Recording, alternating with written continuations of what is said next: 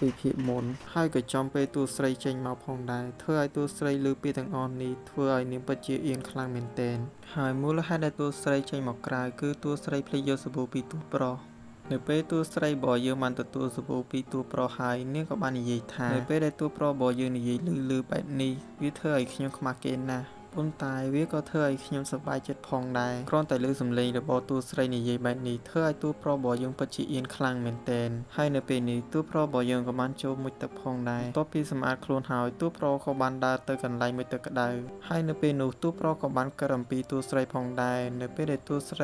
ីទៅមុជទឹកក្តៅអញ្ចឹងជាមួយនឹងរាងកាយដែលអត់មានសម្លៀកបំពាក់ធ្វើឲ្យទូប្រុសពិតជារំជួលរំជើមែនទែនបន្ទាប់ពីសម័យរួចហើយក៏ឃើញថាអូនខាណាមីនៅពេលនេះគឺឈរនៅកណ្ដាលមុខទូប្រុសបាត់ទៅហើយអាចារ្យមួយនេះគឺមិនកើតនោះទេគឺថាចូលមកមើលកូនប្រុសគេឆាយយកតែម្ដងខ្ញុំពិតជាអាណិតទូប្រុសយើងខ្លាំងមែនទែននៅពេលនេះគឺថាលុតទឹកលន់សតែប្រងបាត់ទៅហើយទូប្រុសក៏បានសួរទៅកាន់អូនខាណាមីតើអូនខាណាមីមកទីនេះតាំងពីពេលណាហើយអូនខាណាមីក៏បាននិយាយថាខ្ញុំចូលមកទីនេះតាំងពីលោកចេញមកពីកន្លែងសម្អាតខ្លួនមកម្លេះហើយលោកក៏មិនបាច់ចាំស្រែកផងដែរព្រោះថានៅពេលដែលលោកស្រែកអញ្ចឹងទៅវាធ្វើឲ្យលោកដូចជាកូនក្មេងខ្លាំងមែនទែនចូលមើលកូនប្រុសគេហើយនិយាយលុយទៀតនិយាយបែបនេះមើលទៅអត់កើតទេអ្នកទាំងអស់គ្នាគួរប្រចាំប្រចែងតិចផងគ្នាយើងមិនយ៉ាប់ស្អីលួចមើលខ្ទេចកាន់មកខាងទូស្រីវិញនៅពេលនេះនាងដើរមកដល់កន្លែងគេផ្លាស់ប្ដូរកៅអៅហើយទូស្រីក៏បានសួរតែតើនៅទីនេះគឺមានមនុស្សដែរឬទេបន្ទាប់ពីសួរហើយឃើញថាមានមនុស្សទូស្រីរបស់យើងក៏បានដោះសម្លៀកបំពាក់ដើម្បីចូលទៅត្រាំទឹកក្តៅហើយយើងឃើញថានៅពេលនេះទូស្រីដូចជាមានក្តីសុខណាស់នៅពេលដែលនាងបានត្រាំទឹកក្តៅ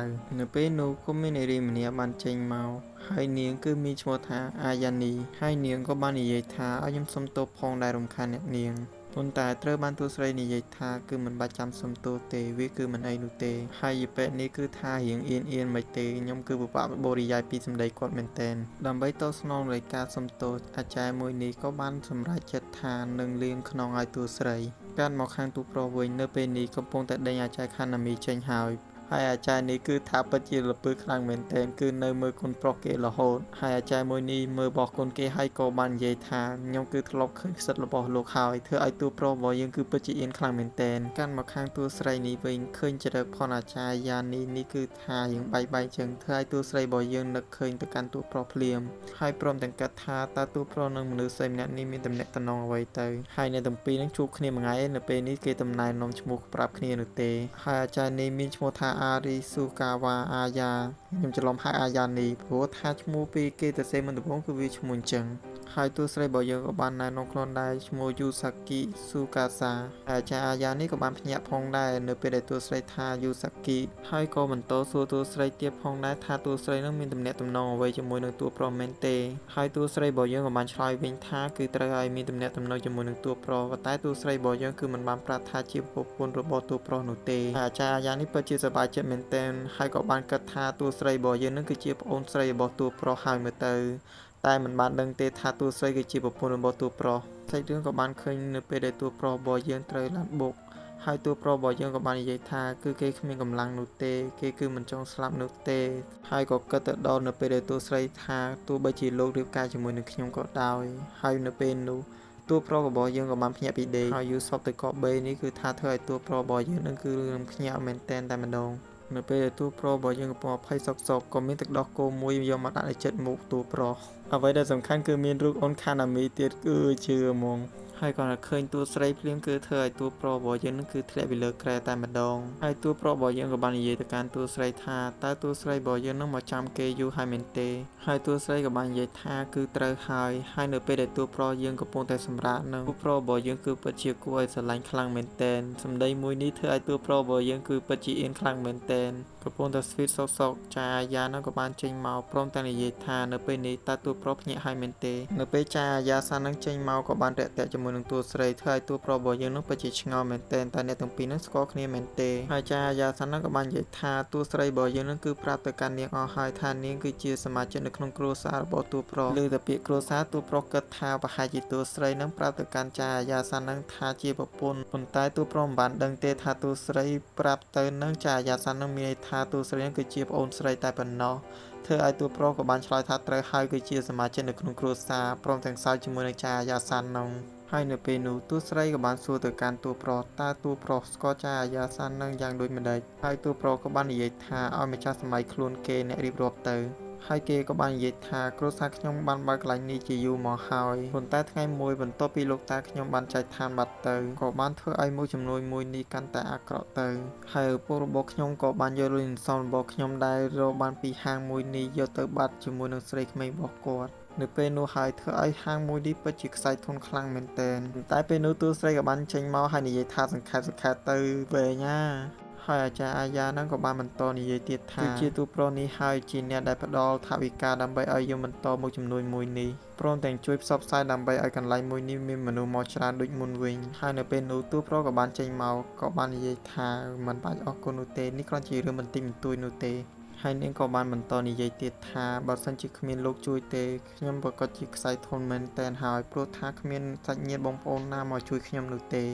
អញ្ចឹងហើយខ្ញុំពិតជាសូមអរគុណយ៉ាងច្រើនចំពោះជំនួយរបស់លោកណាសាបន្ទាប់ពីនិយាយរួចហើយតួប្រុសរបស់យើងក៏បានធ្វើដំណើរត្រឡប់មកផ្ទះវិញជាមួយនឹងតួស្រីហើយតួស្រីក៏បានសួរទៅកាន់តួប្រុសថាចាអាយ៉ានឹងគឺគួរឲ្យស្រឡាញ់ខ្លាំងណាស់មែនទេហើយតួប្រុសរបស់យើងនឹងក៏ដូចចិត្តទៀតគឺថាសរសើរអាចារ្យនឹងភ្លាមតែម្ដងថាអាចារ្យនឹងគឺពិតជាគួរឲ្យស្រឡាញ់ខ្លាំងមែនទែនគ្រាន់តែឮភ្លាមធ្វើឲ្យតួស្រីរបស់យើងគឺរៀងក្តៅម៉ាស៊ីនហើយតួប្រុសរបស់យើងនឹងគឺបានដឹងទេថាតួស្រីរបស់យើងនឹងគឺបានប្រច័ណ្ឌទៅកាន់គេហើយនៅពេលនេះតួប្រុសរបស់យើងគឺថារៀបរឡើងបាច់អូហូស្ទឹងនៅពេលដែលគេងាកទៅកាន់តួស្រីវិញគឺឃើញថាតួស្រីរបស់យើងនៅពេលនេះគឺចេញអ៊ូរ៉ាពេញខ្លួនហើយពេលនោះតួប្រុសក៏បានគិតថាតួស្រីរបស់យើងមានអារម្មណ៍ចម្លែកស្រាប់តែនៅពេលនោះតួប្រុសរបស់យើងក៏បានឃើញបាច់ផ្កាមួយដែលគេកំពុងតែបោះហើយនៅពេលនេះគឺមានគូស្នេហ៍មួយគូកំពុងតែរៀបការចឹងហើយតួប្រុសយើងក៏បានគិតថាប្រហែលជាដូចអូនខាណាមីនិយាយហើយគឺតួស្រីរបស់យើងគឺអន់ចិត្តនៅពេលដែលនាងគឺមិនបានរៀបអាពាហ៍ពិពាហ៍ហើយតួប្រុសរបស់យើងដើរនៅក្រោយតួស្រីមានអារម្មណ៍ថាភ័យខ្លាចខ្លាំងមែនទែនតែមិនដឹងថាតួស្រីកំពុងតែប្រច័ណ្ឌគេជាមួយនឹងចៅអាយ៉ានោះទេតែឃើញដូច្នេះតួប្រុសក៏បានសួរទៅកាន់តួស្រីតើតួស្រីបារម្ភអំពីរឿងនោះតើមែនទេហើយរឿងដែលតួប្រុសបាននិយាយនោះគឺជារឿងរៀបការហើយអ្វីដែលតួស្រីគិតនោះគឺថាតួប្រុសរបស់យើងអន់ចិត្តដែលនាងប្រច័ណ្ឌតួប្រុសជាមួយនឹងចៅអាយ៉ាធ្វើឲ្យតួស្រីរបស់យើងបានប្រកាសភ្លាមថានាងមិនបានគិតអំពីរឿងនោះទេឃើញសកម្មភាពបែបនេះធ្វើឲ្យតួប្រុសរបស់យើងគឺថាមានការគាំងខ្លាំងមែនទែនហើយតួស្រីក៏បាននិយាយថានាងគឺចង់ឲ្យតួប្រុសគិតថានាងពិសេសដូចចៅអាយ៉ាហើយអ្វីដែលតួប្រុសរបស់យើងបានគិតវិញតួប្រុសរបស់យើងបានគិតថាតួស្រីគិតអំពីរឿងការរៀបការជារឿងពិសេសហើយតួស្រីក៏បានបន្តនិយាយទៀតថានាងគឺជាក្មេងស្រីម្នាក់នាងចង់ឲ្យតួប្រុសសរសើរប៉ុន្តែនាងមិនមែនចំណែននោះទេ